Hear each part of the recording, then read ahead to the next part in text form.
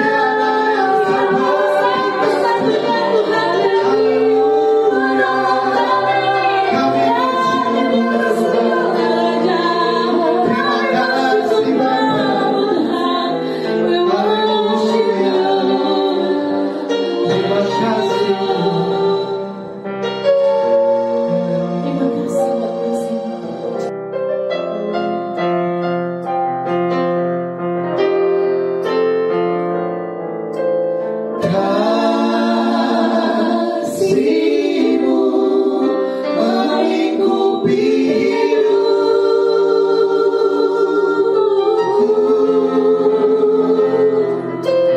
Bawaku dekat padamu.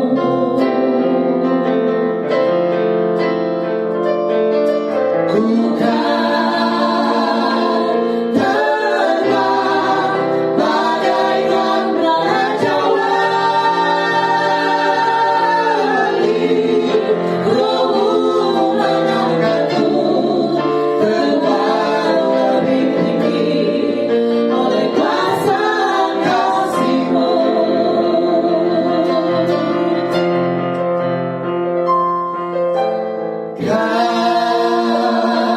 Kasih-Mu melingkupi hidupku.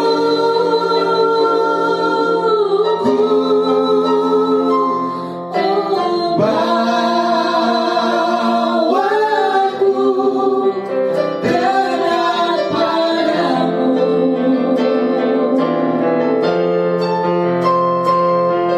Ku kan terbang bagaikan raja wali. Rohmu mengangkatku terbang lebih tinggi oleh kuasa kasih-Mu.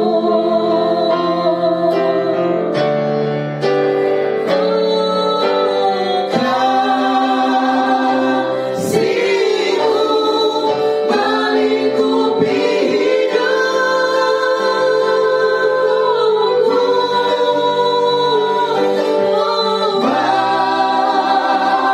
Bawaku dekat padamu.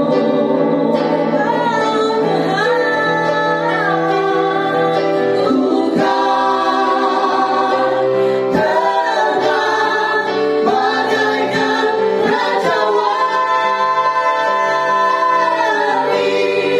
Rohmu mengangkatku terbang lebih tinggi oleh kuasa kasih-Mu. Rohmu mengangkatku terbang lebih tinggi oleh kuasa kasih-Mu. Rohmu mengangkatku terbang lebih tinggi oleh kuasa kasih-Mu. Berikan kemuliaan bagi Tuhan. Haleluya. Segala pujian, hormat, kemuliaan, dan kuasa hanya bagi Engkau ya Tuhan Raja kami. Haleluya. Yes. Amin.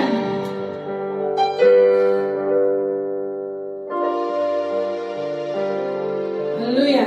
Roh Kudus telah tercurah bagi kita. Amin. Amin. Mari bersorak buat Tuhan kita. Haleluya. Haleluya. Yes. Roh Kudus tercurah di tempat ini. Haleluya.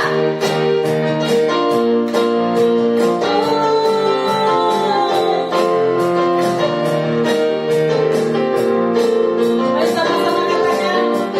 Roh Kudus tercurah di tempat ini. Urapannya yang ajaib memulihkan umatnya. Roh Kudus tercurah bagi gerejanya, membangkitkan umat pilihannya. Hari ini harinya Tuhan. Hari inilah harinya Tuhan, saat pembebasan tiba. Belenggu sama dipatahkan, mari bersorak bagi Dia. Hey, anugerah tercurah penuhi umatnya dengan sukacita.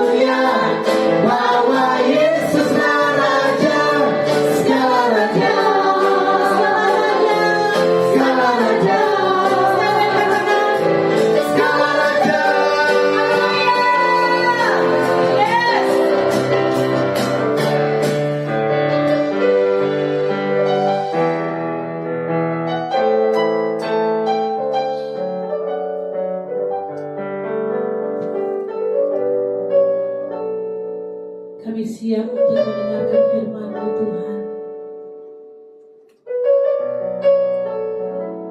Haleluya.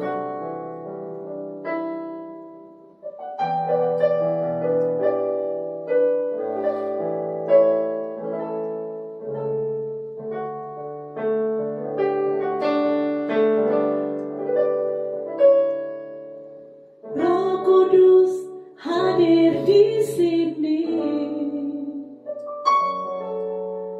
mengalir di bait suci. Perkara ajaib pun terjadi, kuasa mujizat nyata, karena Roh Kudus sedang bekerja. Roh Kudus hadir di sini, mengalir di bait suci. Perkara ajaib pun terjadi, kuasa mujizat nyata, karena Roh Kudus sedang bekerja. Tiada yang mustahil dan tiada yang sukar bila Roh Kudus turut bekerja. Tiada yang mustahil bagi orang percaya bila Roh Kudus turut bekerja di antara kita. Sama-sama kita akan puji Tuhan. Roh Kudus hadir di sini, mengalir di bait suci. Perkara ajaib pun terjadi, kuasa mujizat nyata, karena Roh Kudus sedang bekerja. Roh Kudus hadir di sini, mengalir di bait suci.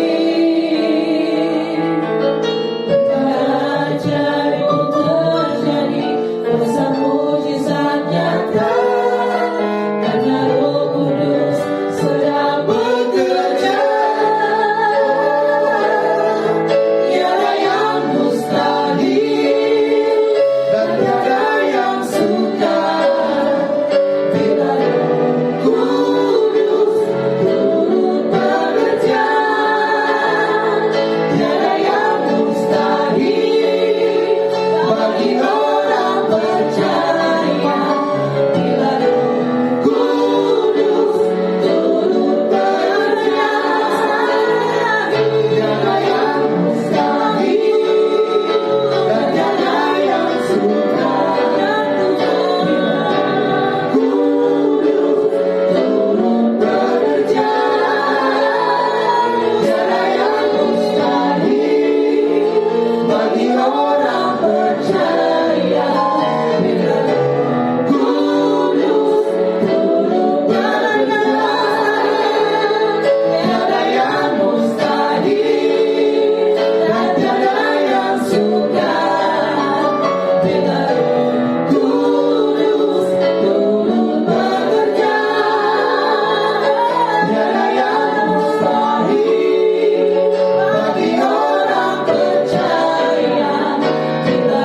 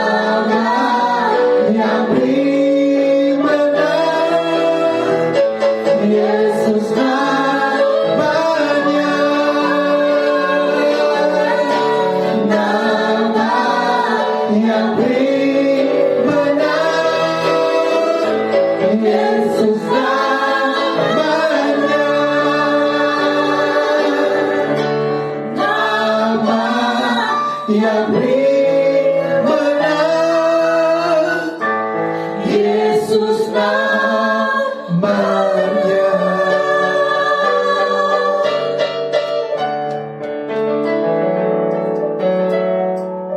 Shalom.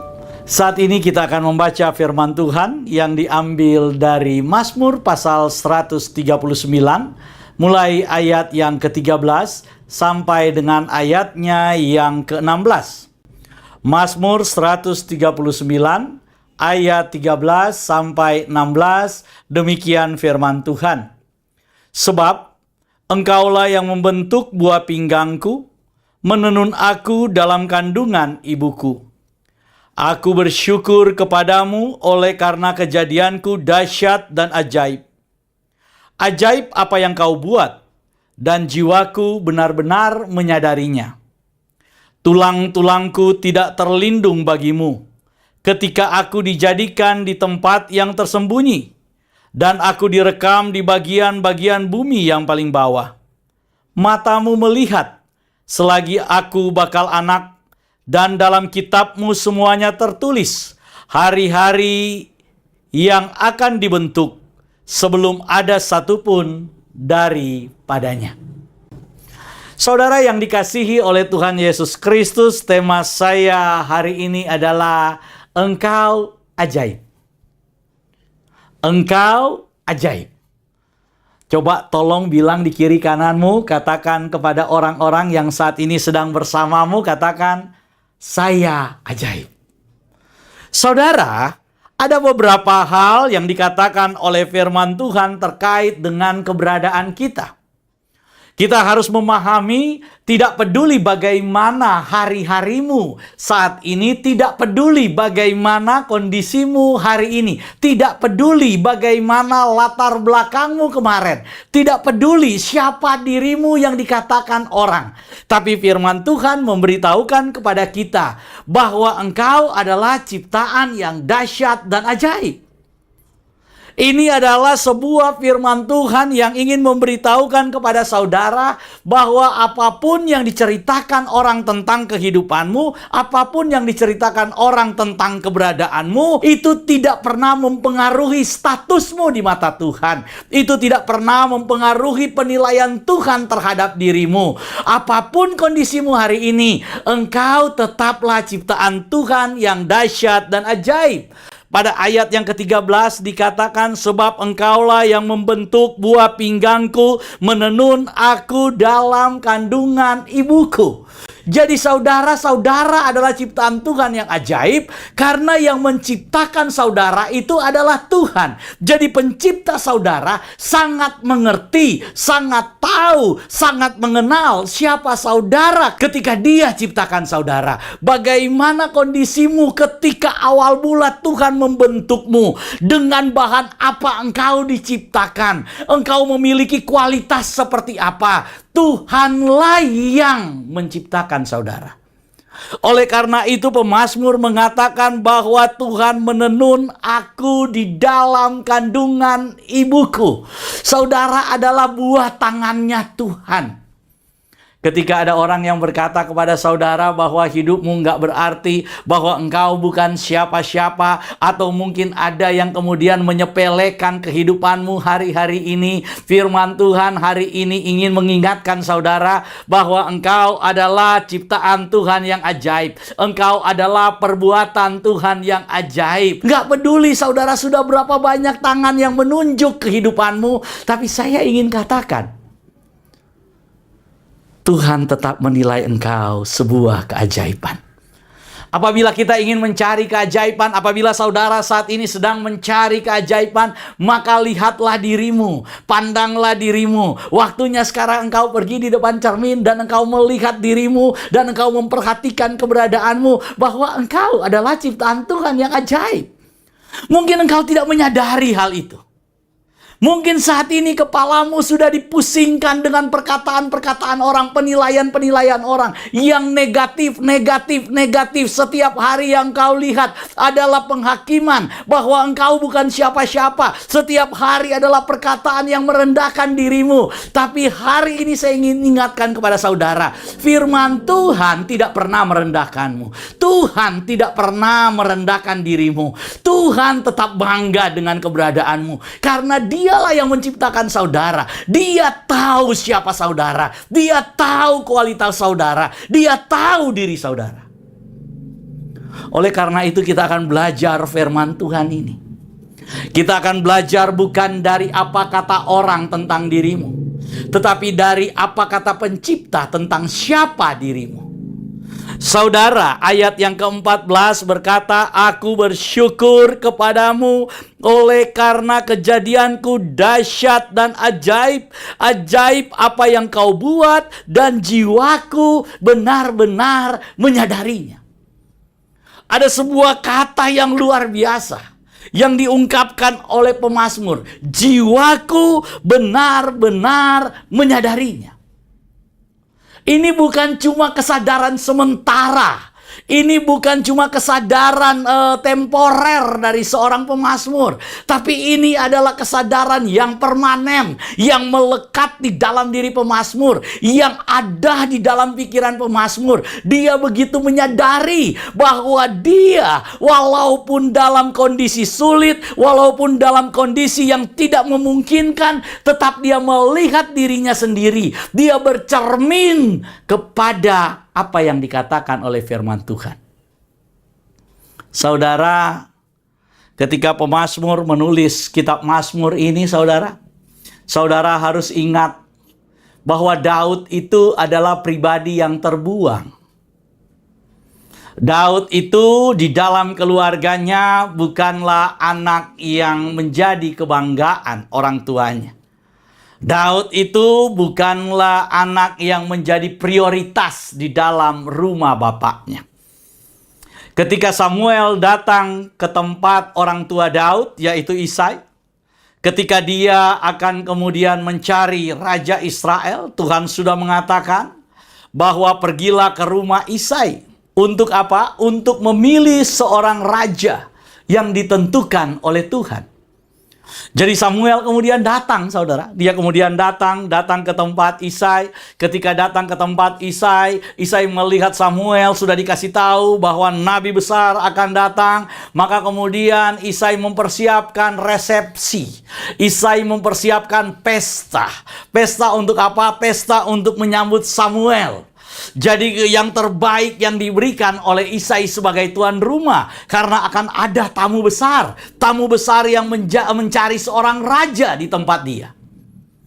Saudara perhatikan. Ketika mereka kemudian sudah berkumpul, Samuel kemudian datang. Ketika kemudian Samuel datang, Samuel kemudian mulai melihat anak-anak Isai satu persatu. Yang keluar pertama adalah anak sulung dari Samuel, Abinadab. Ketika dia keluar, tampangnya luar biasa, saudara. Tampangnya gagah, perawakannya luar biasa. Secara manusia, inilah kriteria seorang raja.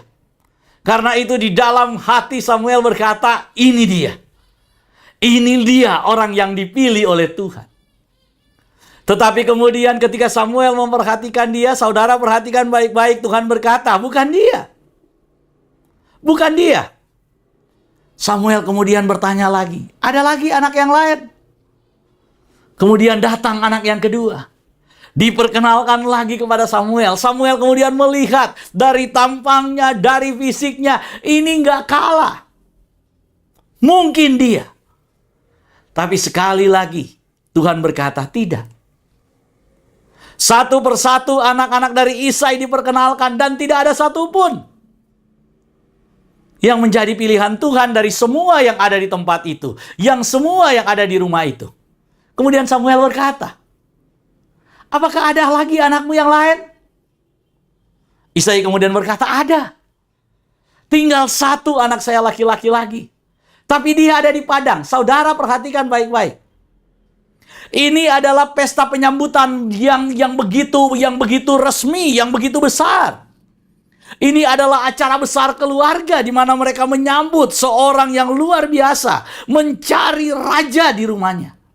Tetapi di mata orang tuanya, Daud bukan kriteria seorang raja. Dengan kata lain, bahkan keluarga Daud sendiri menilai Daud bukan layak menjadi raja, saudara. Kemudian Tuhan berkata kepada Samuel, "Samuel, suruh panggil dia dan urapi dia." Daud datang, saudara. Ayat firman Tuhan menceritakan bahwa muka Daud itu kemerah-merahan. Oh, saudara bayangkan, dia bukan tipe seorang raja, bukan tipe seorang yang gagah, bukan tipe seorang yang penuh wibawa. Daud itu cutek, cute. Mukanya kemerah-merahan, kena sinar matahari, putih kena kemerah-merahan, saudara, pipinya merah-merah begitu. Nggak ada tampang untuk menjadi seorang raja. Secara manusia dinilai bahwa dia tidak layak. Tetapi Tuhan menilai dia pantas untuk menjadi raja. Karena itu saudara, Daud sangat memahami kondisi ini. Daud sangat mengerti arti kata penolakan. Daud sangat mengerti bagaimana penilaian manusia. Karena dia mengalami sendiri bagaimana kemudian keluarganya sendiri tidak menganggap dia, tidak menganggap bahwa dia layak untuk menjadi seorang raja. Satu ketika, saudara, Daud kemudian setelah diurapi, dia kemudian datang ke perkemahan saudara-saudaranya yang sedang berperang dengan orang Filistin. Ketika dia datang ke perkemahan kakak-kakaknya, dia melihat bagaimana orang Israel itu pagi-pagi berbaris. Setelah kemudian mereka berbaris, Goliat kemudian datang. Dan kemudian menantang orang Israel. Siapa yang kemudian mau berperang melawan mereka? Orang Israel berbaris. Dan tidak ada satupun yang kemudian maju melawan Goliat. Setelah itu orang Israel bubar. Besok begitu lagi. Besok lagi begitu lagi. Saudara, Goliat kemudian mulai menyepelekan bangsa Israel, menyepelekan tentara Israel, menyepelekan umat pilihan Tuhan. Satu pagi Daud datang. Dia datang kemudian membawa bekal buat saudara-saudaranya, dia datang membawa makanan buat saudara-saudaranya, dan dia kemudian mendengar tantangan daripada Goliat ini. Dia kemudian berkata, "Siapa orang yang tidak bersunat itu? Siapa orang kafir itu yang berani-beraninya menyepelekan umat Tuhan? Siapa orang itu?" Daud marah, saudara. Tetapi sekali lagi, saudara perhatikan baik-baik. Daud ini sudah diurapi Tuhan. Daud ini saudara-saudaranya sudah tahu, kakak-kakaknya sudah tahu bahwa dia adalah orang yang diurapi Tuhan. Tetapi kapasitas Daud pada saat itu, di mata saudara-saudaranya masih nggak layak, saudara. Oleh karena itu kakaknya tertua bilang begini kepada Daud, "Daud, kamu jangan macam-macam. Kamu jangan cari perkara. Aku tahu apa yang ada di hatimu. Engkau memang ya suka pamer ya. Engkau memang suka sombong ya. Engkau memang nggak pantas kamu di sini ya." Saudaranya sendiri suruh Daud pergi, saudara. Tetapi Daud tahu kapasitas dia di hadapan Tuhan. Daud tidak mau mendengar apa kata orang yang ingin merendahkan dia. Daud tidak mau. Daud tidak mau melupakan firman Tuhan kepada dia bahwa dia dahsyat dan luar biasa. Daud tahu siapa yang memilih dia. Yang memilih dia adalah Tuhan yang menciptakan dia. Kalau Tuhan yang menciptakan dia, maka Tuhan itu sangat mengerti kualitas dia. Oleh karena itu Daud datang menghadap raja dan kemudian berkata, "Biar saya yang kemudian berperang melawan orang itu. Biar saya yang kemudian akan melawan orang yang tidak bersunat itu." Saudara, Saul kemudian mengizinkan Daud untuk pergi melawan Goliat. Dan akhir kisah Daud dan Goliat, saudara tahu. Bahwa dengan alih-alih, dengan senjata, alih-alih dan batu, saudara, Daud datang kemudian untuk mengalahkan Goliat. Daud tidak memakai pakaian perang yang dikenakan oleh Saul. Daud bilang ini terlalu berat. Daud tidak kemudian membawa pedang seperti seorang tentara, seperti seorang perwira perang. Daud tidak seperti seorang jagoan. Bahkan kemudian ketika Daud datang, Goliat berkata, memang kamu pikir saya anjing sehingga kamu bawa pentungan untuk memukul saya? Oh, Daud katakan, hai Goliat, yang engkau lawan bukan saya, tapi yang engkau lawan adalah Tuhan saya. Dan Tuhan saya itu akan berperang melawan kamu. Hari ini dia akan menyerahkan kepalamu kepada saya. Tuhan akan memberi kemenangan. Saudara, 1000 orang, 1.000.000 orang boleh berkata bahwa engkau tidak mampu. Tapi satu tangan Tuhan, satu firman Tuhan, hari ini mengingatkan engkau bahwa engkau dahsyat dan luar biasa. Tidak peduli berapa banyak penolakan yang sudah engkau terima. Saya ingin beritahukan kepada saudara, firman Tuhan tidak akan pernah batal ketika dia berbicara tentang siapa saudara. Firman Tuhan sangat mengerti dan sangat mengenal siapa saudara. Karena itu jangan patah hati. Karena sudah ada orang yang kemudian menghakimi engkau. Sudah ada banyak orang yang berkata bahwa engkau tidak mampu. Sudah ada banyak orang yang kemudian menyepelekan engkau, membuli engkau, dan kemudian tidak menganggap engkau, apalagi hari-hari seperti ini. Engkau berdiam sendiri di rumah. Saya mau katakan saudara, engkau adalah keajaiban di mata Tuhan. Tuhan menciptakan engkau sebagai pribadi yang ajaib. Saya ingin bacakan satu ayat. Bagaimana kemudian dalam firman Tuhan dijelaskan orang-orang yang terbuang. Orang-orang yang tidak terpakai. Tetapi ketika rencana Tuhan itu harus dikerjakan dalam kehidupan orang itu, maka tidak ada rencana Tuhan yang batal. Saya akan baca buat saudara. Saya akan baca buat saudara di dalam Hakim-Hakim pasal yang ke-11. Hakim-Hakim pasal yang ke-11. Ini cerita tentang Yeftah. Saya akan baca buat saudara. Mulai ayat yang pertama, firman Tuhan berkata begini. Adapun Yeftah orang Gilead itu adalah seorang pahlawan yang gagah perkasa. Tetapi ia anak seorang perempuan sundal. Ayah Yeftah ialah Gilead. Saudara perhatikan baik-baik. Ayat ini berkata bahwa Yeftah adalah pahlawan yang gagah perkasa. Maksudnya apa saudara? Maksudnya firman Tuhan memberitahukan bahwa di mata Tuhan kualitas Yeftah adalah kualitas seorang pahlawan. Panggilan Yeftah adalah menjadi seorang pahlawan. Panggilan Yeftah adalah menjadi seorang pemenang. Tetapi realita dia hari itu, kenyataan yang sedang dia lewati hari itu, hari-hari yang sedang dia jalani hari itu adalah hari-hari di mana dia dibuli sebagai anak perempuan sundal. Ayatnya jelas-jelas berkata saudara, Yeftah anak seorang perempuan sundal. Itu melekat di dalam diri dia. Mamanya seorang pelacur, mamanya seorang sundal. Dia nggak mendapat tempat di mata masyarakat. Saudara bisa bayangkan, bukan dia yang menginginkan punya ibu seorang sundal, bukan dia yang menginginkan punya ibu seperti itu. Tidak saudara, tetapi Tuhan yang mengizinkan dia ada dalam keluarga seperti itu.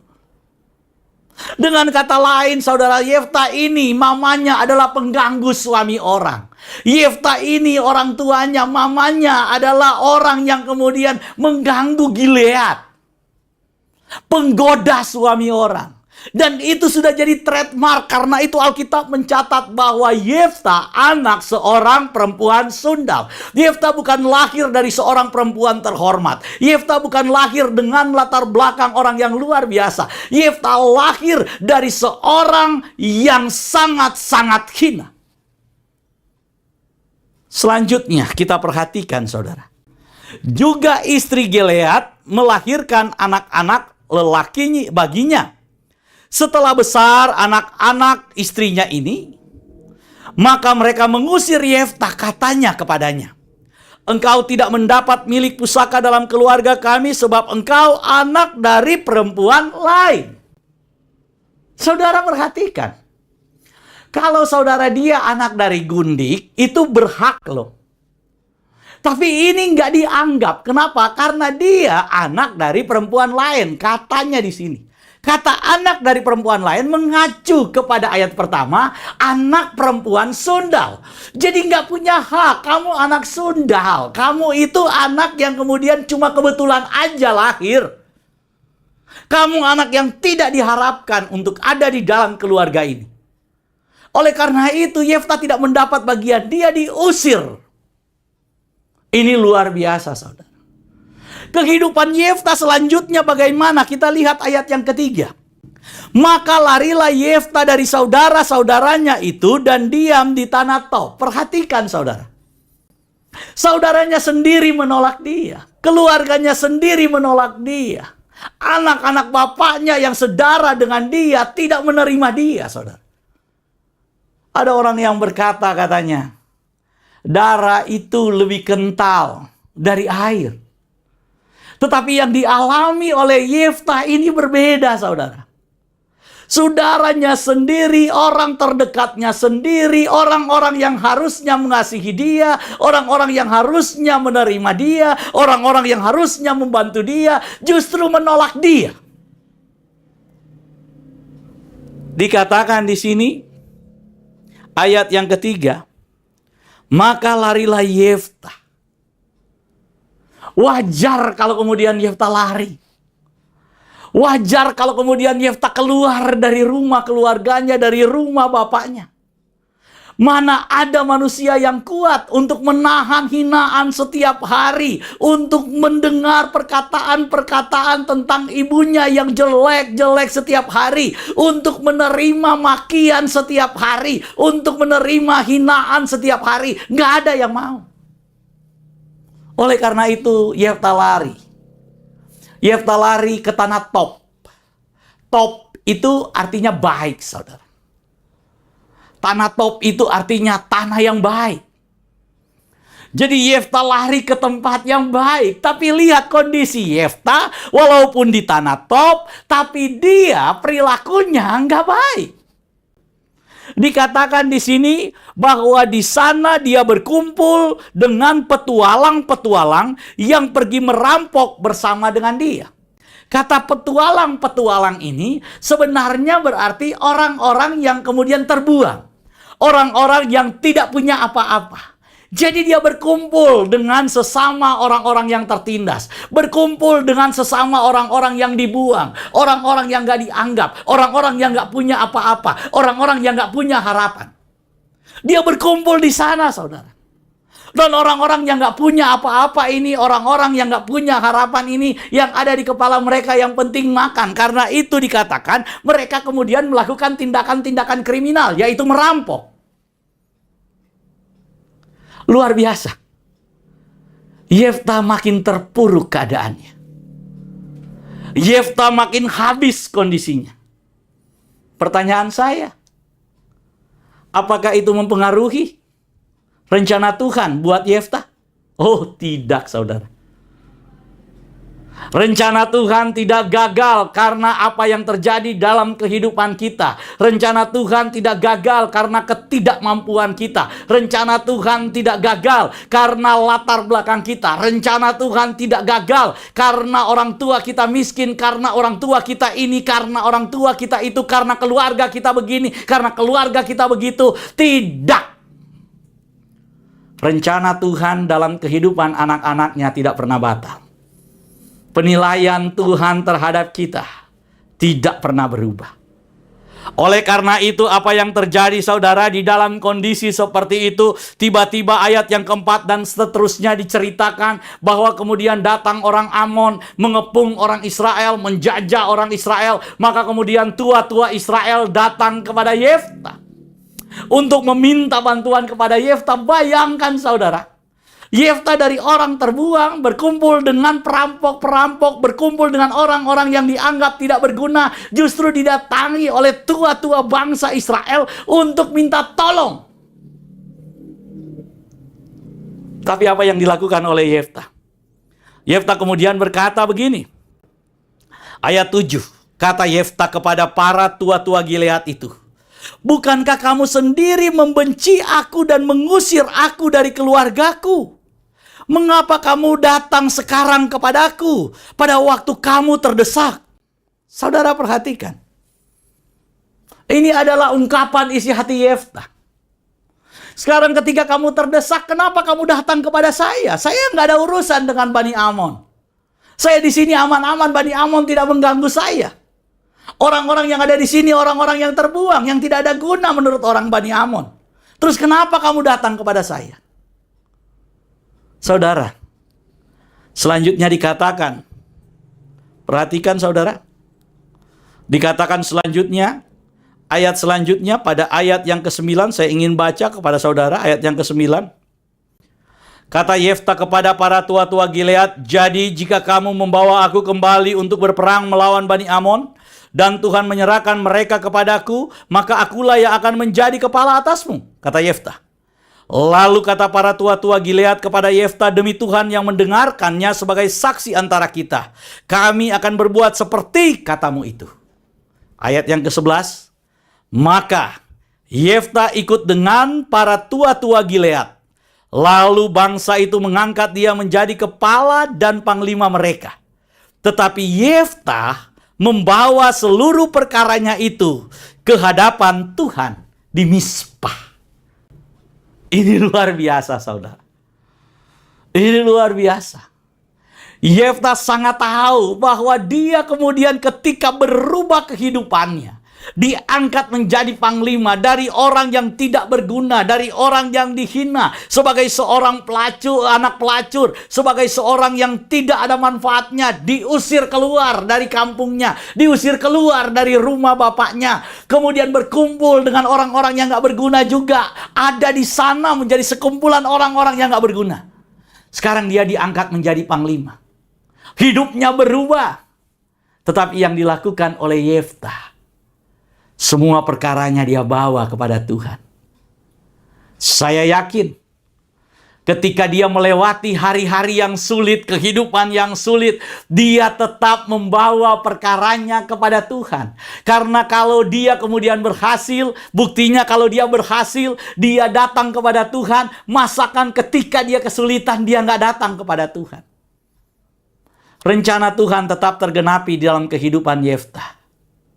Dan saya percaya, rencana Tuhan dalam diri saudara pasti akan tergenapi. Jangan menyerah dengan kondisimu.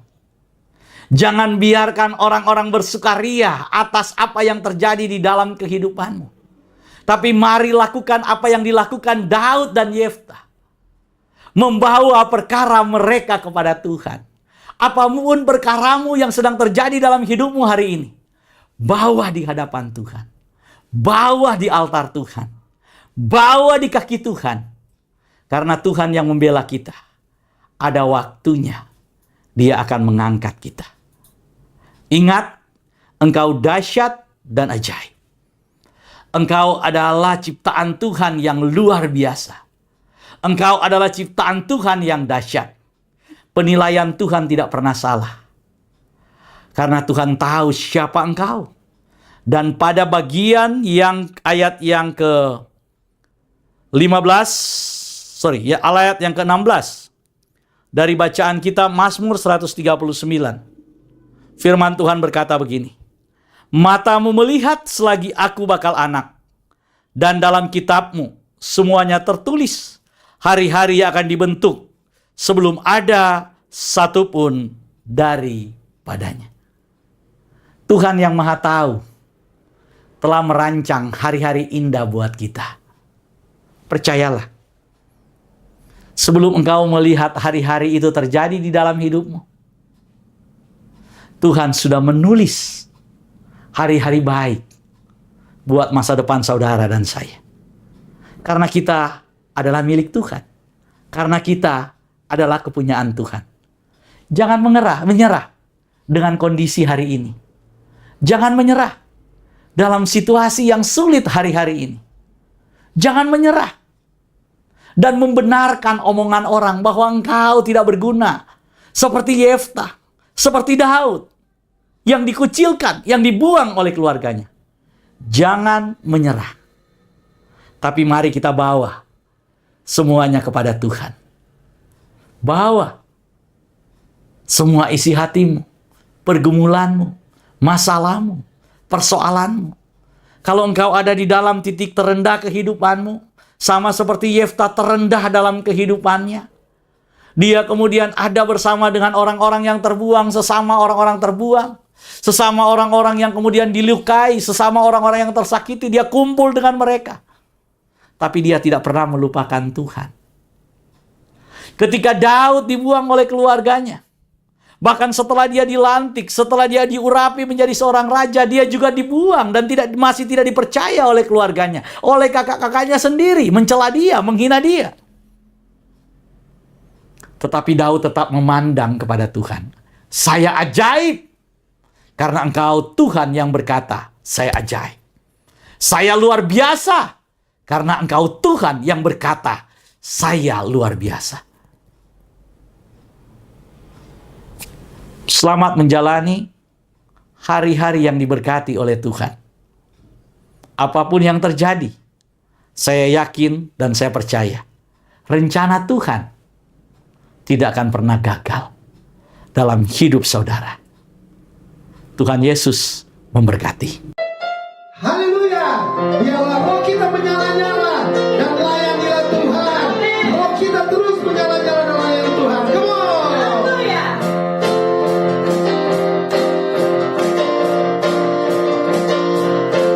Biarlah rohmu menyala-nyala dan layanilah Tuhan. Biarlah rohmu menyala-nyala dan layanilah Tuhan. Biarlah rohmu menyala-nyala dan layanilah Tuhan. Biarlah rohmu menyala-nyala dan layanilah Tuhan. Biarlah rohmu menyala-nyala dan layanilah Tuhan. Biarlah rohmu menyala-nyala dan layanilah Tuhan. Biarlah rohmu menyala-nyala dan layanilah Tuhan. Biarlah rohmu menyala-nyala dan layanilah Tuhan. Biarlah rohmu menyala-nyala dan layanilah Tuhan. Biarlah rohmu menyala-nyala dan layanilah Tuhan. Biarlah rohmu menyala-nyala dan layanilah Tuhan. Berikan tepuk tangan bagi Tuhan kita. Haleluya. Haleluya, haleluya. Terpujilah nama Tuhan.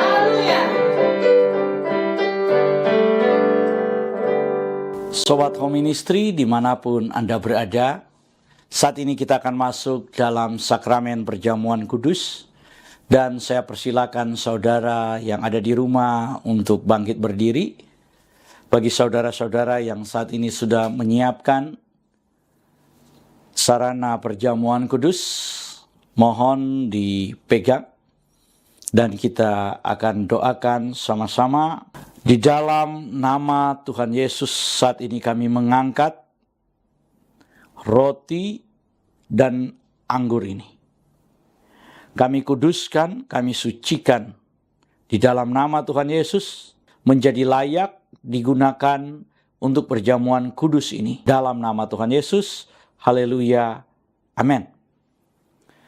Saudara, dengarkanlah ketetapan perjamuan kudus.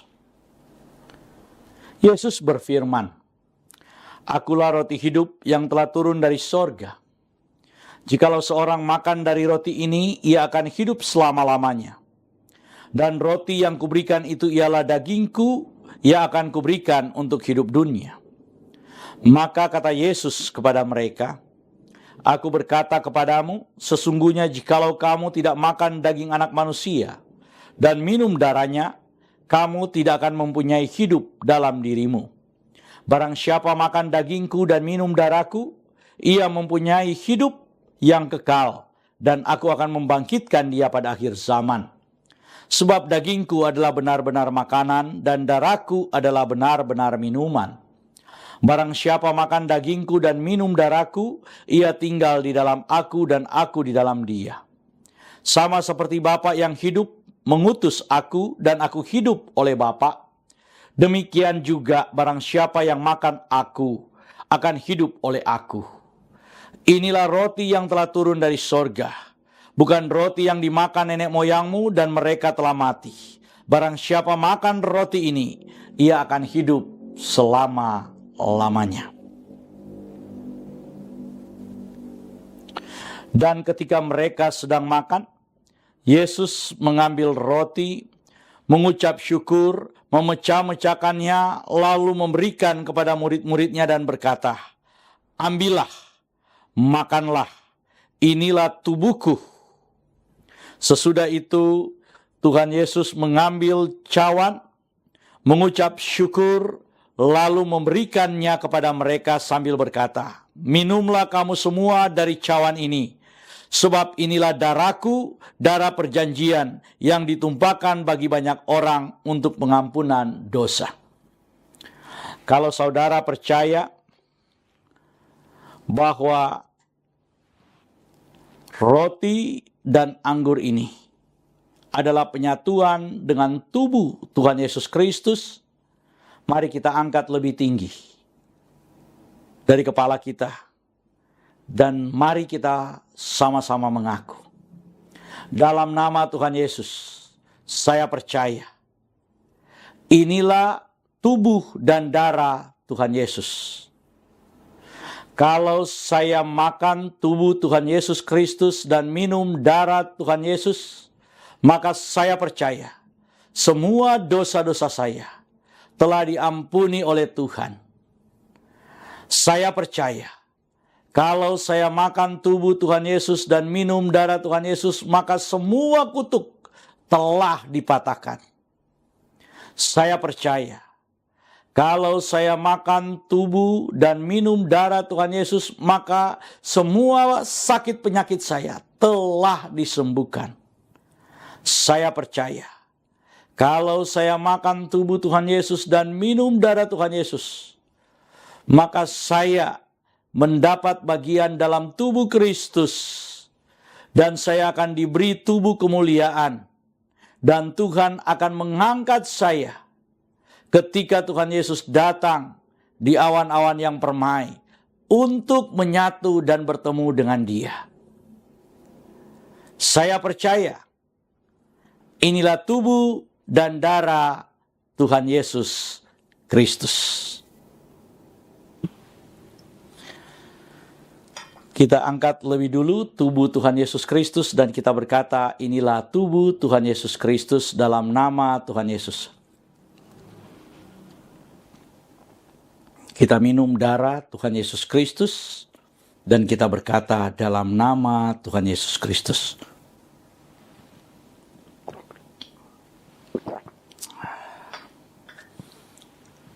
Mari kita mengucap syukur bersama-sama.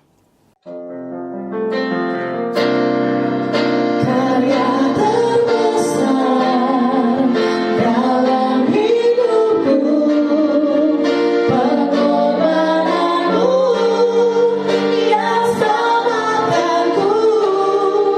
Engkaulah harta yang tak ternilai, yang ku miliki dan ku hargai.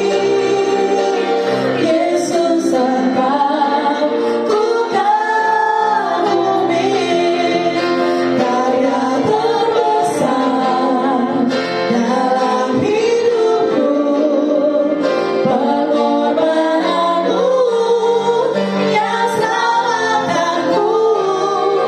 Engkaulah harta yang tak ternilai, yang ku miliki dan ku hargai. Yesus, Engkau ku kagumi.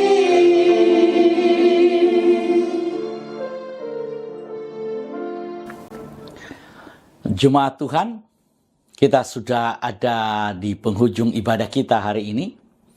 Sebelum kita masuk dalam doa berkat, kami ingin memberitahukan bahwa Home Ministry terus melayani jemaat Tuhan Dan Sobat Home Ministry, atas nama Gembala Sidang Home Ministry, yaitu Pastor Doni Toisuta, kami mengucapkan terima kasih atas semua partisipasi saudara-saudara, atas semua kehadiran saudara dalam mengikuti ibadah pada hari ini.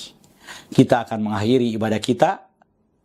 Mari angkat kedua belah tanganmu, arahkan hati dan pikiranmu, dan aminkan semua berkat yang diucapkan buatmu. Di dalam nama Tuhan Yesus, diberkatilah hidupmu, diberkatilah keluarga, suami, istri, anak-anak, dan cucu-cucumu. Diberkatilah rumah tempat tinggalmu. Diberkatilah sumber-sumber mata pencarian, pekerjaan, dan karirmu. Diberkatilah tubuh jasmani dan kesehatanmu. Dan diberkatilah pertumbuhan rohanimu. Biarlah semua berkat dari Bapa Sorgawi, Bapa Yahweh namanya, cinta kasih dari Tuhan kita Yeshua HaMashiach, dan persekutuan dengan Roh-Nya yang kudus, menyertai kita semua mulai dari sekarang sampai selama-lamanya. Kita yang percaya diberkati oleh Tuhan dan menerima berkat Tuhan ini. Mari sama-sama kita berkata, Amin.